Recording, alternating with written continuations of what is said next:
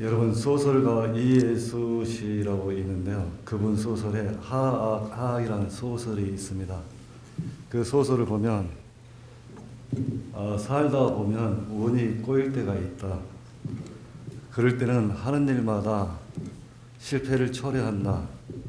하지만 헤어나는 방법이 있다. 일부러 어려운 사람을 찾아다니면서 무조건 베풀어라. 그러면 거짓말처럼 모든 일들이 잘 풀리게 된다. 살다 보면 마음대로 안 되고 어려운 고난에 처할 때가 있습니다. 그런 운이 있을 때가 있다는 거죠.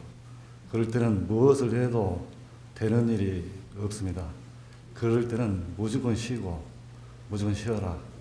그러면서 어려운 사람들을 무조건 도와주라. 이 말은 뭐냐면 인과법이죠.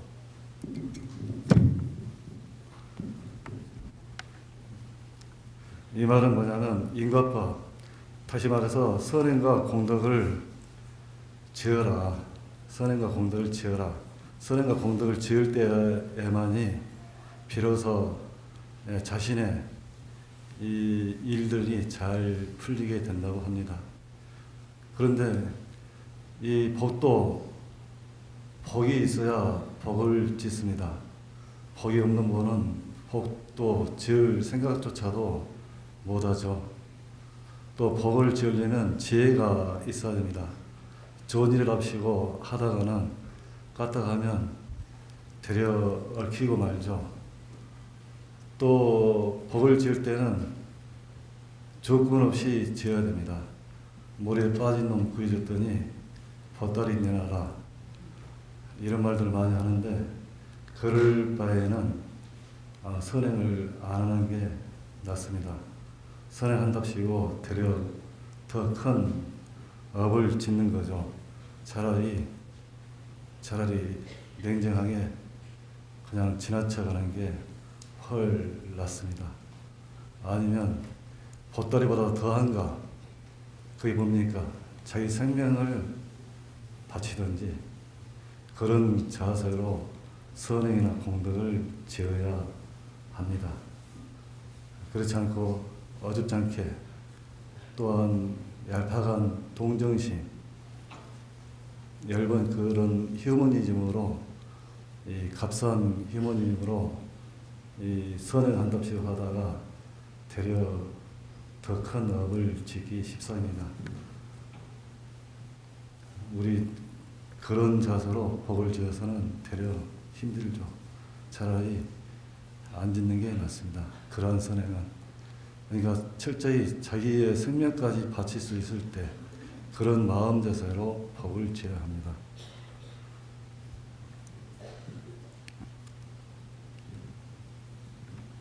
우리 불자들은 들어 이런 분들을 보게 됩니다. 절에 열심히 다녀도 되는 일도 없고 또 안 된다. 우리 불자님들이 부처님의 가피를 잘 얻지 못하는 것 같아요. 부처님의 가피를 입는다면 그런 말을 하지 않을 텐데 아마 그 가피를 입지 못한 이유가 뭘까? 이것을 이제 궁금하게 생각하는데요. 하여간에 우리가 원하는 바 이 세상에서 이 뜻대로 잘 성취하기 위해서는 이 부처님의 가피 그리고 조사님의 언덕 그리고 자기 자신의 성실한 노력 이런 것이 병행해서 이루어져야 뜻대로 잘 되실 겁니다. 이 부처님의 가피를 입는 방법이 있죠. 어떻게 해야 부처님의 가피를 입을까요? 첫째, 부처님의 명호를 들었을 때 그 부처님을 찬탄하는 겁니다. 칭송하는 것. 위대한 부처님이시다. 거룩한 부처님이시다. 그 부처님의 위를 찬탄하는 하는 것도 큰 가피를 얻습니다. 부처님을 찬탄하는 것. 두 번째는 부처님의 명호를 애우는 것. 부처님의 명호를 부르는 것. 부처님의 명호를 우리 아까 정근하셨죠? 무슨 정근하셨죠? 그렇게 불보살님 또는 지장보살님 또는 관세음보살님 이런 부처님의 명호를 염송하는 것, 이것이 부처님 가피를 또 주죠. 그 다음에 언제 또 부처님 가피가 있을까요? 부처님께 광양을 올릴 때, 여러분 절에 와서 부처님 때 광양 많이 올리시죠? 저기서는 떡광양을 많이 하신다고 하더라고요. 부처님에 올리고 나서 일단 광양을 올리고 또 그 떡을 여럿이 나눠 먹는다면 그 또한 큰 광양 올리는 거나 다름없습니다. 그렇게 광양 올릴 때, 그다음에 또 부처님께 절을 할 때, 여러분 절은 분명히 하셨죠? 여러분들 가피 입을 일을 많이 하셨네요. 부처님 명호를 찬탄했죠? 또 부처님의 명호를 불렀죠? 절을 했죠? 광양을 올렸죠? 그럼 또 뭐가 있을까요? 부처님을 모습을 그리거나 조성해서 모실 때, 이때 부처님의 그 가피가 있습니다. 그 부처님의 가피는 몇 가지가 있을까요? 부처님의 가피는 세 가지 종류가 있습니다. 하나는 명운가피, 향이 옷에 스며들듯이 알게 모르게 입는 부처님의 가피를 명운가피라고 합니다. 아까 축원문에 명운가피력이라고 나왔죠. 그 다음에 또 하나의 가피는 현현가피 또는 현전가피라고 합니다. 이 알게, 눈에 보이게 알게 그런 가피를 입는 경우가 있습니다. 눈에 보이는 가피, 그래서 현전가피라고 하고, 또 하나는 이제 몽중가피. 어떤 분이 많이 아프신 분이 꿈속에서 어떤 그 허연 할배가 나타나서 약을 줬는데 그걸 먹었더니 나았더라. 또는 꿈속에서 침을 맞았는데 그 오랫동안 아팠던 그 자리가 깨끗이 나았더라. 이런 것이 이제 몽중가피입니다. 이러한 가피를 입기 위해서는 부처님의 명호를 찬탄하거나 부처님 명호를 부를 때, 그리고 부처님 전에서 절을 할 때, 그리고 공양을 올릴 때, 부처님 전에 공양을 올릴 때, 육법 공양이라고 하죠. 부처님께 올리는 공양을 6가지 종류니까 육법 공양이라고 하죠. 그 다음에 부처님을 조성하거나 모실 때, 이때 부처님의 가피를 입는데, 그런 가피는 현현가피, 즉 현전가피, 명운가피, 몽중가피, 이러한 가피를 입습니다. 그리고 이제 두 번째로 조사님의 엄덕이라고 할 수 있죠. 조사님의 엄덕은 어떻게 해야 입을까요? 연년이 돌아오는 기대사를 정성껏 지내드립니다. 많은 것을 차려드리지 않더라도 물 한 잔이나마 정성껏 떠서 기제사에 올리시면 그 조사님의 엄덕을 입습니다. 또 하나는 이제 천도제 같은 것을 공양해드리면 조사님의 엄덕을 입고요. 그리고 또 있죠. 이것은 적게나마 상을 차리고 제를 올리려고 하면 돈이 다만 얼마라도 들죠. 돈 들지 않고 또 조사님 엄덕을 입는 방법도 있습니다. 뭘까요?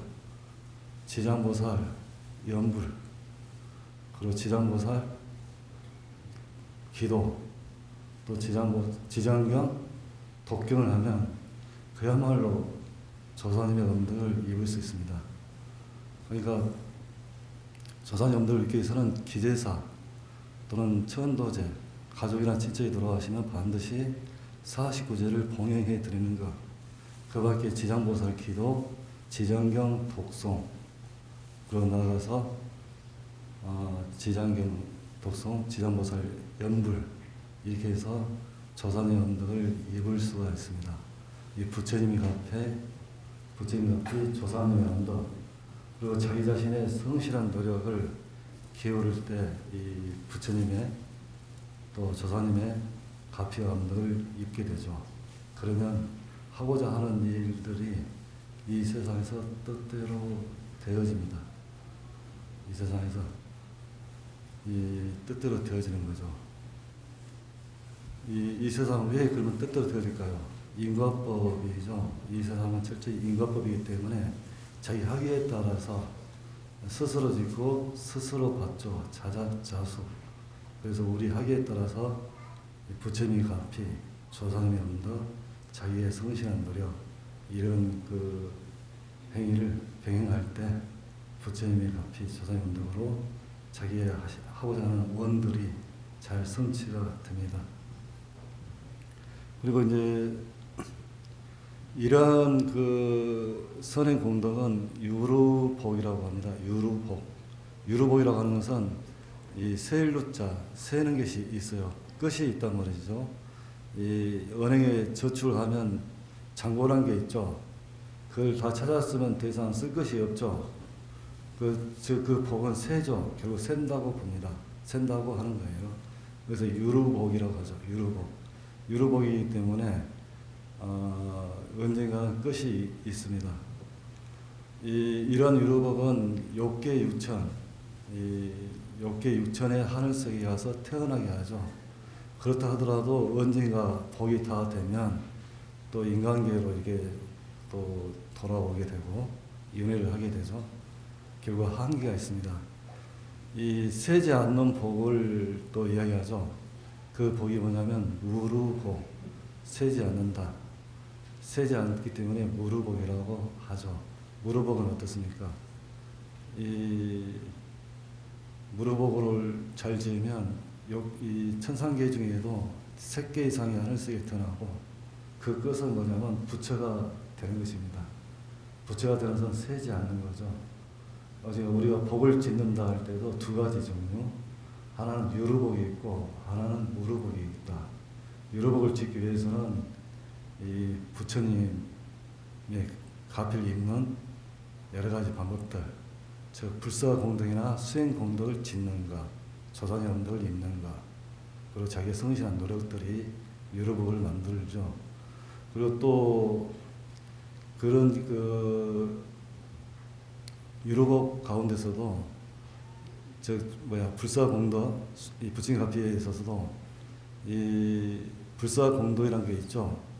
절을 짓거나 부처님 조성하거나 이게 이제 불사공덕에 해당하고 또 수행공덕이라고 있습니다. 참선하거나 경전 공부하거나 영불 수행하거나 다란히 수행을 하면 이러한 것을 수행공덕이라고 하고 이러한 수행공덕을 짓는 것, 그렇게 해서 부처님 가피를 입는 거죠. 하여튼 부처님 가피, 조상의 언덕, 자기의 노력, 이것은 분명 이 유루복으로 가는 첩경이고요. 유루복은 한계가 있다. 또 다시 그 복이 다하면 다시 인도환생해서 또는 다른 세상으로 윤회를 하게 되죠. 그래서 세지 않는 복, 무루복을 지어야 됩니다. 무루복을 짓기 위해서는 뭐냐면 마음 공부하는 겁니다. 마음 수행. 이 마음 공부, 마음 수행하는 것이 무루복을 짓는 거죠. 이 공덕의 끝은 세지 않고 바로 부처가 되는 것이죠. 이 마음 공부라는 것은 뭡니까? 첫째는 이 세상 모든 것이 다 내 마음에 지나지 않다. 그렇게 아는 것입니다. 자기 마음을 떠나서 이 세상이 없어요. 잠들면 이 세상 사라져 버리죠. 잠 깨면 이 세상 드러나죠. 이 세상 없잖아요. 잠들어 버리면. 우리가 이 법당에 한 300명 되시나요? 300명이 저마다 다른 세상을 살고 있습니다. 자기 마음이 만든 세상을 살고 있는 거죠. 이 300명이 한 방에서 잠을 자는데 저마다 꿈을 꾼다면 어떻게 되죠? 그 서로의 꿈속 세상을 알 수 없죠. 서로의 꿈속 세상이 어떤 꿈을 꾸고 있는지 알 수 없죠. 우리는 이처럼 서로 다른 세상을 만들고 있습니다. 무엇이? 자기 마음이. 그래서 이 세상은 자기 마음에 지나지 않다. 이렇게 아는 것입니다. 그리고 그러한 세상은 헛된 분별, 헛된 망상으로 이루어졌다. 이렇게 하는 거죠. 그리고 우리가 그것을 집착하고 있죠. 이 세상에 대한 집착이 우리 저마다 엄청나죠. 그리고 그 세상에 살고 있는 나라고 하는 것을 또 집착하죠. 주관이니 객관이니 이렇게 이 또한 마음이 만든 2가지 환영입니다. 마음이 만든 병이죠. 우리 저마다 병을 치유한다 하죠. 몸을 치유하는 것을 치료라고 하고 마음을 치료하면서 치유라고 하죠. 어떤 마음의 상처라든지 안 좋은 추억이나 기억을 상념들을 치료하는 것, 그것은 치유라고 하죠. 근데 우리가 볼 때 우리 모두가 마음의 병이 들어 있습니다. 자기 마음이 이 세상을 만들어 놓고 그 세상을 객관이라고 하고 그 세상을 살고 있는 나를 주관이라고 하죠. 그 마음이 만든 두 가지 착각, 두 가지 환영이 이 객관, 주관 이렇게 보는 겁니다. 그것은 주관이니 객관이니 하는 것은 우리의 이 생각, 의식, 마음이 만든 헛된 분별이고 망상일 뿐입니다. 그래서 금강경에도 그게 나오죠.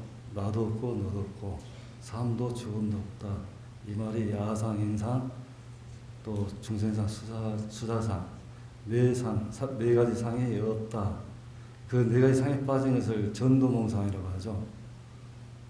그래서 반야심리도 그와 같죠.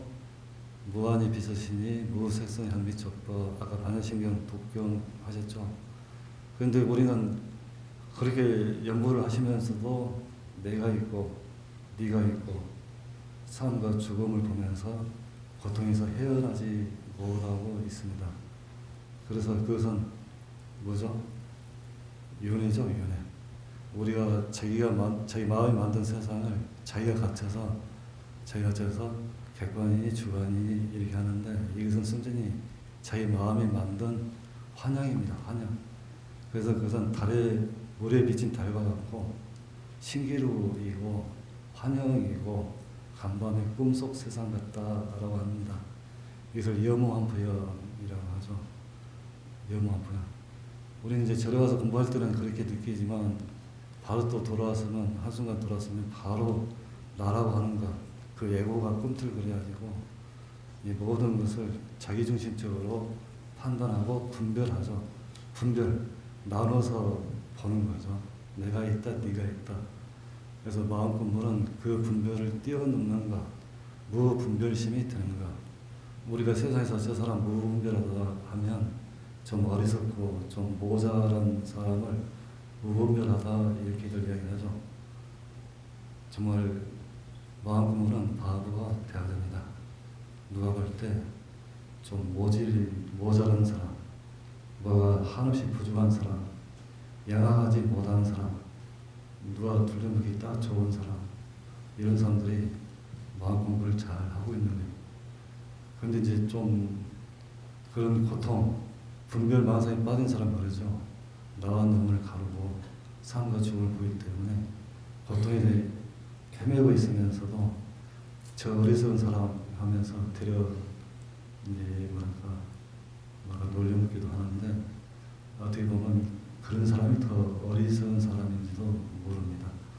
내가 없는 거죠. 그리고 이 세상은 헛된 분별, 헛된 망상으로 인해서 있기 때문에 그것을 환영이라고 합니다. 또 그 마음에 비친 것을 그 말 한마디로 하면 그것을 법이라고 하죠.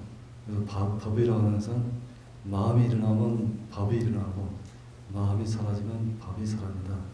그 법을 제법이라고 하죠. 제법은 비어있다. 그래서 제법공상이라고 합니다. 다시 말하면 매트릭스라고 하죠. 밑에 매트릭스는 기계 만든 허브를 매트릭스. 컴퓨터가 만들어낸 가상세계, 사이버 세상을, 사이버 공간이 실제하지 않죠. 사이버도 매트릭스죠. 간밤 꿈속 세상도 매트릭스죠. 이 세상도 매트릭스인데 매트릭스로 안 보이죠. 우리가 간밤 꿈속 세상이라든지 또 사이버 가상세계는 가짜다 이렇게는 알지만 지금 이 세상, 지금 우리 이 말을 듣고 있는 지금 이 순간에 내가 있고 네가 있고 그런 그 주관객관에 빠져있는 이런 그 분별심이 있기 때문에 그리고 그런 것은 마음이 만든 것인데 그 마음이 만든 세상을 법이라고 하고 법이기 때문에 공한 모습, 비어있는 모습, 제법은 비어있는 모습이다. 제법은 공상이다. 이렇게 하니까 매트리스죠. 근데 이 사람 매트리스로 안 보이죠. 그래서 이 어떤 일이 하나 생기면 마음이 분주하고 또 한바탕 이 사단이 일어나죠. 순전히 매트리스에 지나지 않다면 우리가 어떤 일이 생기든 간에 조금 여유가 이렇게 보게 되고 여유 있게 보게 되면 지혜가 있게 되겠죠. 그리고 이 마음의 그 분별망상으로 만들어진 것을 법이라고 할 때 이 마음이 움직여서 만들기 때문에 유의법이라고 하고 마음이 움직이는 것을 유의법, 마음이 움직이지 않는 것을 무의라고 하죠. 일체 유의법은 여무한거야 이렇게 하는 거죠. 그래서 마음이 일어나고 사라지고 하기 때문에 생멸법이라고 하죠. 마음이 일어나고 사라지고 생멸하면서 드러나는 세상이죠. 그래서 아까 말씀드렸듯이 마음이 일어나면 가지가지 법이 일어난다. 이 말은 심생적 종종법생, 마음이 사라지면 가지가지 법이 사라진다. 심생적 종종법멸, 마음이 일어나면 가지가지 법이 일어나고 마음이 사라지면 가지가지 법이 사라진다. 이 열반경에도 그런 이야기 나오죠. 열반경에도 이 재행은 무상하다. 재행은 마음의 생멸을 말하죠. 재행, 모든 행은 마음의 움직임, 마음의 움직임은 무상하다. 이 무상한 생멸로 이루어진 법이다. 생멸법이다. 마음의 생멸이 생멸멸이하며 마음의 생멸이 일어나고 사라지고 하는 것이 멸해버리면 즉 무의가 되면 정멸이고 정멸은 곧 즐거움이 된다. 정멸이라. 재무상 시생멸법 생멸멸이 정멸이라. 열반경 사구의죠. 이처럼 이 마음이 일어나면 가지가지 법이 일어나고 마음이 사라지면 가지가지 사라집니다. 그때 일어나고 사라지고 하는 그 마음이 항상 하는 마음이 아니라 인연따라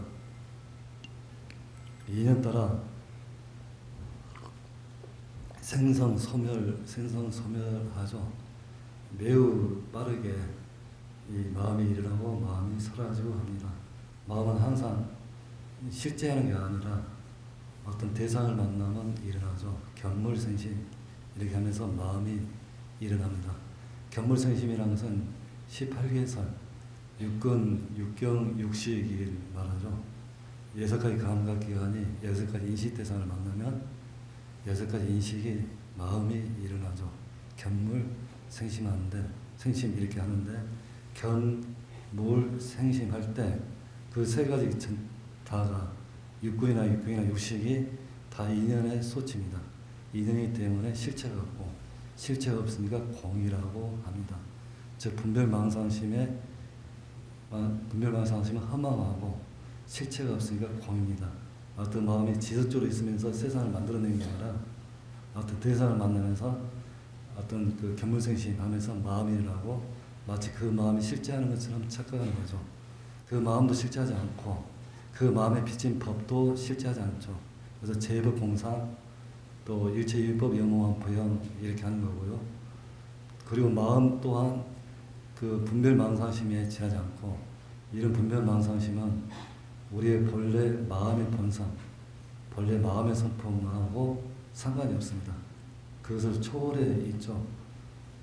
마음의 본성은 분별망상을 초월해 있습니다. 우리가 그 본성, 분별망상심을 초월한 그 본성을 보는 수행을 하는 것이 마음 공부라고 하는 거죠. 그리고 그 마음의 본성이 텅 비어있기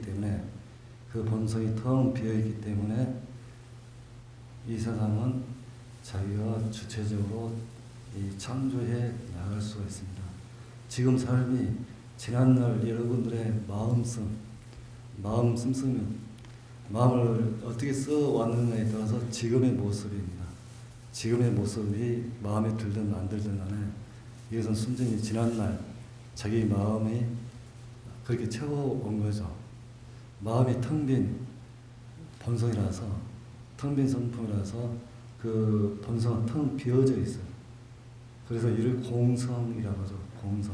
공성이기 때문에 무한 대의 창조가 가능합니다. 자기가 이 세상 만들듯이 근데 그 마음의 성품, 근원, 그 그 근원이 텅 비어있는 성품, 공성이기 때문에 뭐든지 자기가 원하는 대로 이 세상을 만들어가는 거죠. 주체적이고 창조적인 삶을 살아갈 수가 있는 겁니다.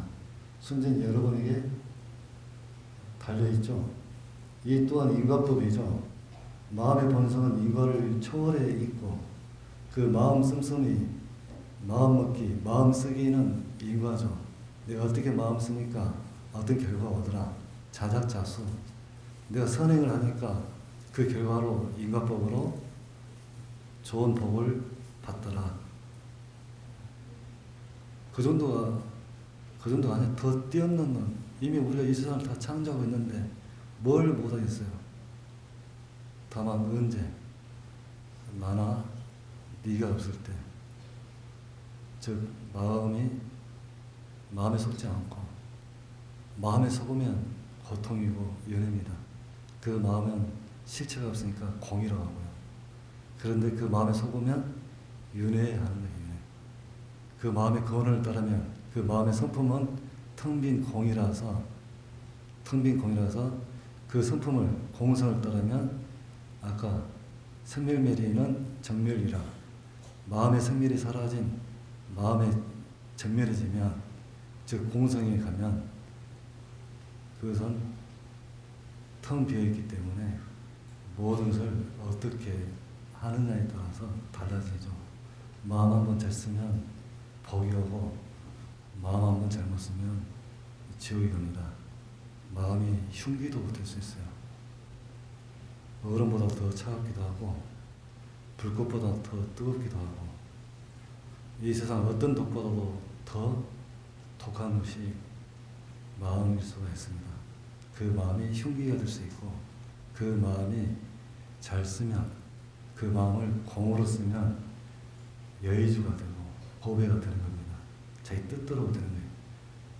그때 근데 자기 마음을, 그 마음에 그 하마한 그 분별심 망상심 이것을 쓰면 이 세상은 그 지난한 질고의 땅, 고통을 참고 살 수밖에 없는 사바세계가 되고, 그 마음을 떠나면 저 언덕 피안에 이르죠. 그 마음에 속지 않으면 피안에 갑니다. 아까 바람일 했죠. 바람 있다가 저쪽 피안을 말하죠. 저 피안이 저쪽에 있는 거 아니라 지금 여기에 있는 거죠. 마음을 따르면 사바세계, 이쪽 언덕 차가 아니고, 마음의 공성을 따르면 저쪽 세상, 공의 세상은 저쪽 세상이죠. 근데 저쪽 세상으로 건너기 매우 힘들죠. 왜 힘들어요? 지금까지 그렇게 살아와서 그래요. 태어나서 지금까지 생각하는 이 마음을, 이 의식을 나로 알고 살아왔기 때문에 이 당최 이것이 가짜라고 이렇게 해도, 그것을 하마한 것이라고 해도 하마해 보이지 않아요. 너무 뻔질나게 출몰하다 보니까 손님에 지나지 않는 것이, 도적에 지나지 않는 것이 자기 삶의 주인 노릇을 해오다 보니까 의식 마음이 가짜다 이렇게 하더라도 도무지 뭔 소리 하는지 저래가만 헷갈리게 한다 이렇게 할 수도 있죠. 하지만 저 피안은 바로 여기에 있습니다. 마음을 따르면 이 피안이 아니라 차안, 사반세계 이 땅이고, 마음의 공성을 따르면 바로 그 자리가 피안이죠. 즉 유심정토의 세상입니다.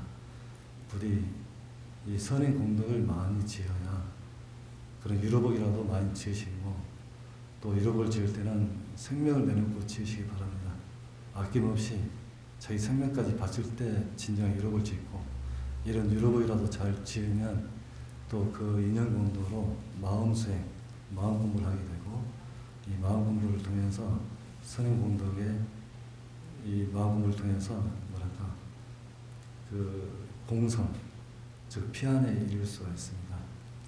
저마다 부처님이 되는 것입니다. 그래서 여러분들 비록 부디 주체적이고 창조적인 삶을 새롭게 영위해 가시길 바랍니다. 부처님 가피가 한량없습니다. 감사합니다.